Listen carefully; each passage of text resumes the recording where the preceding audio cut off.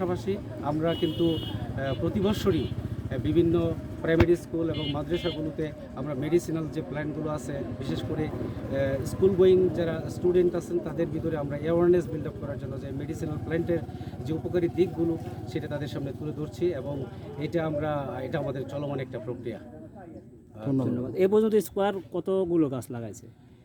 এই বছর আমরা এই পর্যন্ত মানে এটা আমরা বিগত 3-4 বছর যাবত রোপণ করে আসছি, এবং শুধু মেডিসিনাল প্লান্ট নয়, আমরা যেগুলো ইন্ডিজিনাস ভ্যারাইটি ফলের যেগুলো বাংলাদেশ থেকে বিলুপ্ত হয়ে যাচ্ছে সেইগুলো কিন্তু আমরা প্রতি বছরই কৃষকদের মাঝে বিনামূল্যে দিচ্ছি, এবং ওনারা এই যে উদ্যোগটা যে আপনার ইন্ডিজিনাস যেগুলো বিলুপ্ত হয়ে যাচ্ছে এটা যেন জীবিত থাকে, এটা যেন যুগের পর যুগ চলতে থাকে, বাংলাদেশে টিকে থাকে, এই জন্য আমরা কৃষকদের মাঝে এটা দিয়ে যাচ্ছি, এবং এটা প্রতি বছরই আমরা দিয়ে যাচ্ছি।